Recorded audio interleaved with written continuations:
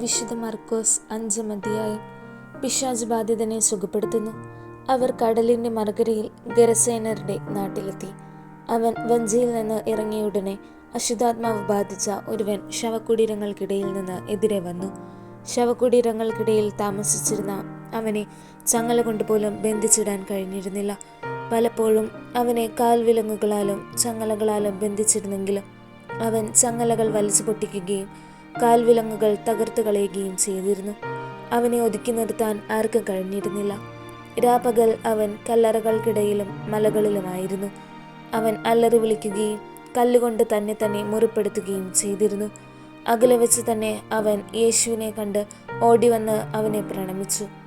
ഉച്ചത്തിൽ നിലവിളിച്ചുകൊണ്ട് അവൻ പറഞ്ഞു, മഹോന്നതനായ ദൈവത്തിൻ്റെ പുത്ര യേശുവേ, അങ്ങ് എൻ്റെ കാര്യത്തിൽ എന്തിനിടപെടുന്നു? ദൈവത്തെ കൊണ്ട് ആണിയിട്ട് ഞാൻ അങ്ങയോട് അപേക്ഷിക്കുന്നു, അങ്ങ് എന്നെ പീഡിപ്പിക്കരുത്. കാരണം അശുദ്ധാത്മാവെ, ആ മനുഷ്യനിൽ നിന്ന് പുറത്തു വരൂ എന്ന് യേശു ആജ്ഞാപിച്ചിരുന്നു. നിന്റെ പേരെന്താണ്? യേശു ചോദിച്ചു. അവൻ പറഞ്ഞു, എൻ്റെ പേര് ലെഗിയോൺ, ഞങ്ങൾ അനേകം പേരുണ്ട്. തങ്ങളെ ആ നാട്ടിൽ നിന്ന് പുറത്താക്കരുത് എന്ന് അവൻ കേണപേക്ഷിച്ചു. വലിയൊരു പന്നിക്കൂട്ടം മലയരികിൽ മേയുന്നുണ്ടായിരുന്നു. ഞങ്ങളെ ആ പന്നിക്കൂട്ടത്തിലേക്ക് അയക്കുക, ഞങ്ങൾ അവയിൽ പ്രവേശിച്ചു കൊള്ളട്ടെ എന്ന് അവർ അപേക്ഷിച്ചു. അവൻ അനുവാദം നൽകി. അശുദ്ധാത്മാക്കൾ പുറത്തു വന്ന് പന്നിക്കൂട്ടത്തിൽ പ്രവേശിച്ചു. ഏകദേശം 2000 പന്നികൾ ഉണ്ടായിരുന്നു. അവ കിഴുക്കാന്തൂക്കായ തീരത്തിലൂടെ പാഞ്ഞു ചെന്ന് കടലിൽ മുങ്ങിച്ചെത്തു. പന്നികളെ മേയിച്ചു കൊണ്ടിരുന്നവർ ഓടിപ്പോയി നഗരങ്ങളിലും നാട്ടിൻപുറങ്ങളിലും വിവരമറിയിച്ചു. സംഭവിച്ചതെന്തെന്ന് കാണാൻ ജനങ്ങൾ വന്നുകൂടി. അവർ യേശുവിൻ്റെ അടുത്തെത്തി ലെഗിയോൺ ആവേശിച്ചിരുന്ന പിശാച് ബാധിതൻ വസ്ത്രം ധരിച്ച് സുബോധത്തോടെ അവിടെ ഇരിക്കുന്നത് കണ്ടു. അവർ ഭയപ്പെട്ടു. പിശാച് ബാധിതനും പന്നികൾക്കും സംഭവിച്ചത് കണ്ടവർ അക്കാര്യങ്ങൾ ജനങ്ങളോട് പറഞ്ഞു. തങ്ങളുടെ പ്രദേശം വിട്ടുപോകണമെന്ന് അവർ യേശുവിനോട് അപേക്ഷിച്ചു. അവർ വഞ്ചിയിൽ കയറാൻ തുടങ്ങിയപ്പോൾ പിശാച് ബാധിച്ചിരുന്ന മനുഷ്യൻ അവനോട് കൂടെ പോകുന്നതിന് അനുവാദം ചോദിച്ചു. എന്നാൽ യേശു അനുവദിച്ചില്ല. അവൻ പറഞ്ഞു, നീ വീട്ടിൽ സ്വന്തക്കാരുടെ അടുത്തേക്ക് പോവുക. കർത്താവ് നിനക്ക് വേണ്ടി എന്തെല്ലാം പ്രവർത്തിച്ചുവെന്നും എങ്ങനെ നിന്നോട് കരുണ കാണിച്ചുവെന്നും അവരെ അറിയിക്കുക. അവൻ പോയി യേശു തനിക്ക് വേണ്ടി എന്തെല്ലാം ചെയ്തെന്ന് ദെക്കാപോളിസിൽ പ്രഘോഷിക്കാൻ തുടങ്ങി. ജനങ്ങൾ അത്ഭുതപ്പെട്ടു. രക്തസ്രാവക്കാരി ജയറോസിൻ്റെ മകൾ. യേശു വീണ്ടും വഞ്ചിയിൽ മറുകരയെത്തിയപ്പോൾ ഒരു വലിയ ജനക്കൂട്ടം അവന് ചുറ്റും കൂടി. അവൻ കടൽ തീരത്ത് നിൽക്കുകയായിരുന്നു. അപ്പോൾ സിനഗോഗ് അധികാരികളിൽ ഒരുവനായ ജയറോസ് അവിടെ വന്നു. അവൻ യേശുവിനെ കണ്ട് കാൽക്കൽ വീണ് അപേക്ഷിച്ചു, എൻ്റെ കൊച്ചുമകൾ മരിക്കാറായി കിടക്കുന്നു. അങ്ങ് വന്ന് അവളുടെ മേൽ കൈകൾ വെച്ച് രോഗം മാറ്റി അവളെ ജീവിപ്പിക്കണമേ. യേശു അവൻ്റെ കൂടെ പോയി. വലിയൊരു ജനക്കൂട്ടം തിങ്ങിനെരുങ്ങി പിന്തുടർന്നു. 12 വർഷമായി രക്തസ്രാവമുള്ള ഒരു സ്ത്രീ ഉണ്ടായിരുന്നു. പല വൈദ്യന്മാരുടെ അടുത്ത് പോയി വളരെ കഷ്ടപ്പെടുകയും കൈവശമുള്ളതെല്ലാം ചിലവഴിക്കുകയും ചെയ്തിട്ടും അവളുടെ സ്ഥിതി മെച്ചപ്പെടുകയല്ല, കൂടുതൽ മോശമാവുകയാണ് ചെയ്തത്.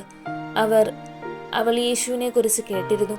ജനക്കൂട്ടത്തിനിടയിലൂടെ അവൾ അവൻ്റെ പിന്നിൽ ചെന്ന് വസ്ത്രത്തിൽ സ്പർശിച്ചു. അവൻ്റെ വസ്ത്രത്തിൽ ഒന്ന് തൊട്ടാൽ മാത്രം മതി, ഞാൻ സുഖം പ്രാപിക്കും എന്ന് അവൾ വിചാരിച്ചിരുന്നു. തൽക്ഷണം അവളുടെ രക്തസ്രാവം നിലച്ചു. താൻ രോഗവിമുക്തയായിരിക്കുന്നുവെന്ന് അവൾക്ക് ശരീരത്തിൽ അനുഭവപ്പെട്ടു.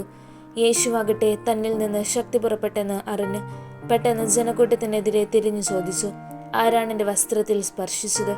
ശിഷ്യന്മാർ അവനോട് പറഞ്ഞു, ജനം മുഴുവൻ നിനക്ക് ചുറ്റും തിക്കിക്കൂട്ടുന്നത് കാണുന്നില്ലേ?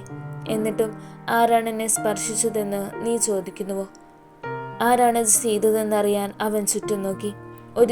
ആ സ്ത്രീ തനിക്ക് സംഭവിച്ചതറിഞ്ഞ് ഭയന്ന് വിറച്ച് അവൻ്റെ കാൽക്കൽ വീണ് സത്യം തുറന്നു പറഞ്ഞു. അവൻ അവളോട് പറഞ്ഞു, മകളെ, നിന്റെ വിശ്വാസം നിന്നെ രക്ഷിച്ചിരിക്കുന്നു. സമാധാനത്തോടെ പോവുക, വ്യാധിയിൽ നിന്ന് വിമുക്തയായിരിക്കുക. യേശു സംസാരിച്ചു കൊണ്ടിരിക്കെ സിനഗോഗ് അധികാരിയുടെ വീട്ടിൽ നിന്ന് ചിലർ വന്ന് പറഞ്ഞു, നിന്റെ മകൾ മരിച്ചു. ഗുരുവിനെ ഇനിയും എന്തിനു ബുദ്ധിമുട്ടിക്കുന്നു? അത് കേട്ട് യേശു സിനഗോഗ് അധികാരിയോട് പറഞ്ഞു, ഭയപ്പെടേണ്ട, വിശ്വസിക്കുക മാത്രം ചെയ്യുക. പത്രോസും യാക്കോബിൻ്റെ സഹോദരൻ യോഹന്നാനും ഒഴികെ മറ്റാരും തന്നോടുകൂടെ പോരാൻ അവൻ അനുവദിച്ചില്ല. അവർ സിനഗോഗ് അധികാരിയുടെ വീട്ടിലെത്തി. അവിടെ ആളുകൾ വലിയ ബഹളം വയ്ക്കുന്നതും ഉച്ചത്തിൽ കരയുന്നതും അലമുറയിടുന്നതും അവൻ കണ്ടു. അകത്ത് പ്രവേശിച്ച് അവൻ അവരോട് പറഞ്ഞു, എന്തിനാണ് നിങ്ങൾ ബഹളം വയ്ക്കുകയും വിലപിക്കുകയും ചെയ്യുന്നത്? കുട്ടി മരിച്ചിട്ടില്ല, ഉറങ്ങുകയാണ്. അവർ അവനെ പരിഹസിച്ചു. അവനാകട്ടെ അവരെ എല്ലാവരെയും പുറത്താക്കി. അനന്തരം പെൺകുട്ടിയുടെ മാതാപിതാക്കന്മാരെയും തൻ്റെ കൂടെയുണ്ടായിരുന്നവരെയും കൂട്ടിക്കൊണ്ട് അവളെ കിടത്തിയിടുന്നിടത്തേക്ക് അവൻ ചെന്നു. അവൻ അവളുടെ കൈക്ക് പിടിച്ചുകൊണ്ട്, ബാലിക എഴുന്നേൽക്കൂ എന്നർത്ഥമുള്ള തലീത്താക്കും എന്ന് പറഞ്ഞു. തൽക്ഷണം ബാലിക എഴുന്നേറ്റ് നടന്നു. അവൾക്ക് 12 വയസ്സ് പ്രായമുണ്ടായിരുന്നു. അവൾ അത്യന്തം വിസ്മയിച്ചു. ആരും ഈ വിവരം അറിയരുത് എന്ന് യേശു അവർക്ക് കർശനമായ ആജ്ഞ നൽകി. അവൾക്ക് ഭക്ഷണം കൊടുക്കാൻ അവൻ നിർദ്ദേശിച്ചു.